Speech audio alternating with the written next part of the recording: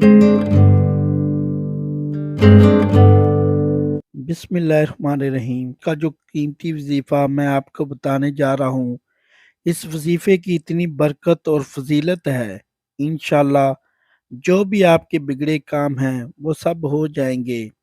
आपको दौलत का मसला है, आपको बीमारी का मसला है, झगड़े का मसला है, घर में तंग दस्ती है, मोहताजी है, घर में लड़ाई झगड़े बहुत ज़्यादा हैं, आपकी कोई बात नहीं मानता, या आपका कारोबार है, इसमें बरकत नहीं है, मुनाफा नहीं है, या आप कोई भी काम करते हो वो सही नहीं होता, या आपके पास मुलाजमत नहीं है।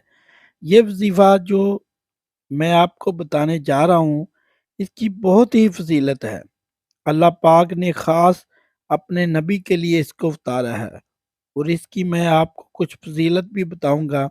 इंशाल्लाह आपके तमाम काम जो बिगड़े हुए हैं बन जाएंगे, जो भी आपकी ज़िंदगी में मुश्किलात हैं वो हल हो जाएंगी। आपने इस सूरत को कैसे पढ़ना है, किस तरतीब से पढ़ना है, ये अब तरीक़ाकार जान लीजिए। जब तक आपको तरीक़ाकार नहीं पता होगा, फिर अमल असर नहीं करते। कुछ ख़ास एहतियात होती हैं, जो आप तरीक़ाकार जान लीजिए। एहतियात में सबसे पहले ये है कि वक़्त पर आपने इसको अमल करना है। आप फजर, ज़ोहर, असर, मगरिब, इशा, तहज्जुद किसी भी नमाज के बाद कर सकते हो। इसमें कोई पाबंदी नहीं है। जब भी आपको वक़्त मिलता है, आप इस वज़ीफ़े को कर सकते हो। इसमें कोई पाबंदी नहीं है। कोई भी मर्द कर सकता है, कोई भी औरत कर सकती है। अक्सर कुछ मर्दों को भी मुश्किलात का सामना करना होता है, क्योंकि मर्द बेचारे अपने बीवी बच्चों के लिए, अपना घर पालने के लिए बाहर मेहनत मशक्क़त करते हैं। इस तरह कुछ औरतों को भी बहुत से मसाइल होते हैं, वो भी इस अमल को कर सकती हैं, और लाज़मी करें, ताकि आपकी ज़िंदगियों में आसानियाँ आएँ। दौलत के अलावा जो भी आपका मसला है, बस आप नियत रख कर ये पढ़ोगे, ये अमल करोगे, तो आपके मसाइल हल हो जाएँगे। इस वज़ीफ़े की बरकत से अल्लाह पाक की ख़ुसूसी रहमत होगी। औरतें इसको ख़ास अय्याम में भी कर सकती हैं, इसमें भी कोई पाबंदी नहीं है। अगर पहले आप कोई अमल करते हैं, कोई वजीफ़ा करते हैं, कोई तस्बीह करते हैं, इसके फ़ौरन बाद इस अमल को किया जा सकता है, इसमें भी कोई पाबंदी नहीं है। और जब आप इस अमल को करें तो खामोशी के साथ करें। ऐसा नहीं होना चाहिए कि आप वजीफ़ा भी कर रहे हैं और गुफ्तगू भी कर रहे हैं, ऐसा नहीं होना चाहिए। ना आपको कोई बुलाए, ना आप किसी को बुलाएं। खामोशी के साथ आपने इस वजीफे को करना है, और कहीं भी बैठकर कर सकते हैं। ये लाजमी नहीं कि मर्द मस्जिद में बैठकर करें या औरतें मसल्ले के ऊपर बैठकर करें। घर में जहाँ भी आपको जगह मिलती है, चारपाई के ऊपर बैठकर कर लें, आप बेड के ऊपर बैठकर कर लें। अल मुख्तसर ये, जहाँ भी आपको जगह मिले वहाँ बैठकर इस वजीफे को कर सकते हो, क्योंकि बात होती है नीयत और दिल की।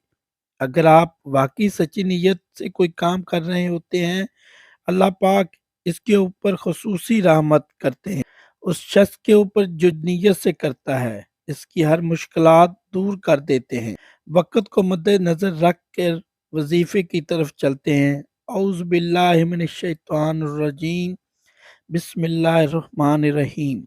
ये वजीफ़े का हिस्सा है, आपने लाज़मी पढ़ना है। इसके बाद आप दुरूद शरीफ पढ़ेंगे। एक बार मेरे साथ भी पढ़िए। अल्लाहुम्मा सल्ले अला मुहम्मदिन वला आले मुहम्मदिन कमा सल्लैता अला इब्राहीम वला आले इब्राहीम इन्नका हमीदुम मजीद।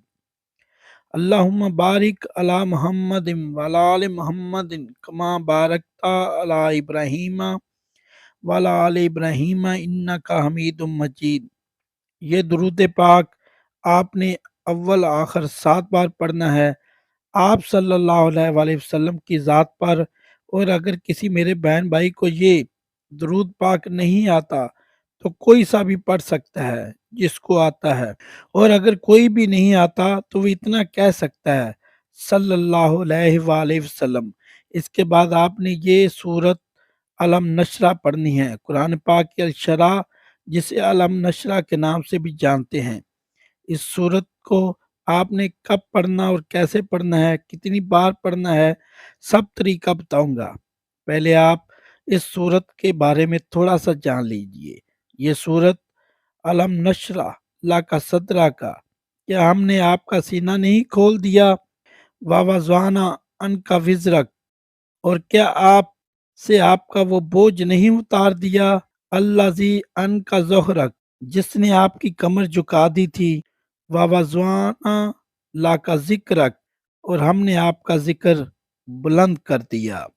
فَإِنَّ مَعَ الْعُسْرِ يُسْرًا، بس بے شک ہر مشکل کے ساتھ آسانی ہے۔ اِنَّ مَعَ الْعُسْرِ يُسْرًا، بے شک ہر مشکل کے ساتھ آسانی ہے۔ فَإِذَا فَرَغْتَ فَانصَبْ، پس جب آپ فارغ ہوں تو ریاضت کیجئے۔ وَإِلَىٰ رَبِّكَ فَارْغَب، اور اپنے رب کی طرف دل لگائیے۔ یہ میں نے آپ کے سامنے قرآن پاک کی سورت علم نشرہ تشریح کے ساتھ پڑھ کر سنائی، اور یہ مکی صورت ہے۔ کل آیات اس کی 8 ہیں۔ آپ تھوڑا سا جان لیجئے اس صورت اتارنے کا مقصد کیا ہے، اللہ پاک نے اس صورت کو کیوں اتارا، اس کے بعد آپ کو عمل کا طریقہ بھی بتاتا ہوں۔ کہ ہم نے آپ کے لیے آپ کا سینہ کشادہ نہیں کر دیا؟ جب آپ صلی اللہ علیہ وآلہ وسلم پر وہی نازل ہوتی تو آپ پر اس کا اتنا زیادہ بہت ہوتا تھا کہ آپ صلی اللہ علیہ وآلہ وسلم اونٹ پر تشریف فرماتے تو اونٹ بھی بیٹھ جاتا، کیونکہ وہ وہی کے بوجھ کو برداشت نہیں کر سکتا تھا۔ وہی کی عظمت اور قوت کو بیان کرتے ہوئے اللہ تعالیٰ قرآن پاک میں ارشاد فرماتے ہیں، اگر ہم اس قرآن کو یعنی وہی کو پہاڑ پر نازل کرتے تو تم دیکھتے کہ اللہ تعالیٰ کے کلام کے رعب و عظمت کی وجہ سے پہاڑ کے ٹکڑے ٹکڑے ہو جاتے۔ آپ صلی اللہ علیہ وآلہ وسلم پر اللہ تعالیٰ کا یہ عظیم و فضل کرم ہے کہ انہوں نے آپ کا سینہ مبارک کو کشادہ کر دیا، جس کی وجہ سے آپ کے لیے وہی کا بوجھ برداشت کرنا آسان ہو گیا۔ اس کے بعد جو اگلی آیات ہے، وَوَضَعْنَا عَنْكَ وِزْرَكَ الَّذِي أَنْقَضَ ظَهْرَكَ، اور ہم نے آپ پر سے آپ کا وہ بوجھ اتار دیا جس نے آپ کی کمر جھکا دی۔ اس آیت کریمہ میں یہ بھی بیان کیا گیا ہے کہ اللہ تعالیٰ نے آپ صلی اللہ علیہ وآلہ وسلم سے اس بوجھ کو دور کر دیا جو آپ کے لیے انتہائی وزنی تھا۔ اس بوجھ سے مراد وحی کی کیفیت ہے جس سے آپ نزول وحی کے وقت بوجھ محسوس کرتے تھے۔ اس سے مراد یہ منصب رسالت اور نبوت کی ذمہ داری کا بوجھ بھی ہے جو آپ پر ڈالا گیا۔ آپ کو پوری امت تک اللہ کا دین اور قرآن کریم کا پیغام پہنچانے کی ذمہ داری دی گئی۔ اس کے بعد آیت ہے وَرَفَعْنَا لَكَ ذِكْرَكَ، اس کا ترجمہ ہے اور ہم نے آپ کے لیے آپ کی آواز شہرت بلند کیا۔ اس آیت کریمہ میں بھی اللہ جل شانہ نے رسول اللہ صلی اللہ علیہ وسلم کی اپنی بے پناہ محبت اور الفت کا تذکرہ کیا، بلند ترین مقام و مرتبہ کو بیان کیا جس سے نبی کریم صلی اللہ علیہ وآلہ وسلم سرفراز کیے گئے ہیں۔ رسول اللہ صلی اللہ علیہ وآلہ وسلم کو یہ شرف عظیم حاصل ہے کہ جب بھی اللہ تعالیٰ کا مبارک نام لیا جاتا ہے تو اس کے ساتھ رسول اللہ صلی اللہ علیہ وآلہ وسلم کا مبارک نام بھی لیا جاتا ہے۔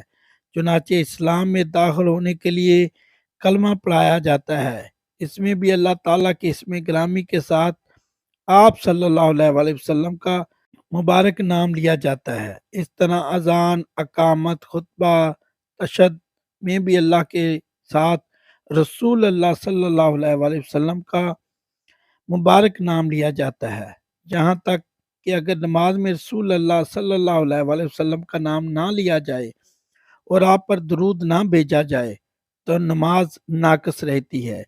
اس کے بعد آیت ہے فَإِنَّ مَعَ الْعُسْرِ يُسْرًا، إِنَّ مَعَ الْعُسْرِ يُسْرًا، تو بے شک ہر مصیبت کے ساتھ آسانی اللہ تعالیٰ کا نظام ہے۔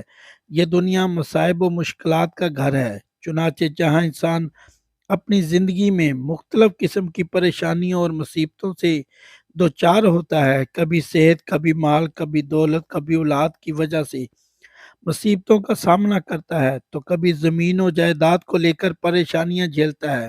انسان خواہ جتنا بڑے عہدے پر فائز ہو، اس کی زندگی میں کچھ نہ کچھ پریشانیاں ضرور آتی ہیں، چاہے وہ ذہنی اور فطری پریشانیاں ہوں یا جسمانی اور جذباتی پریشانیاں ہوں۔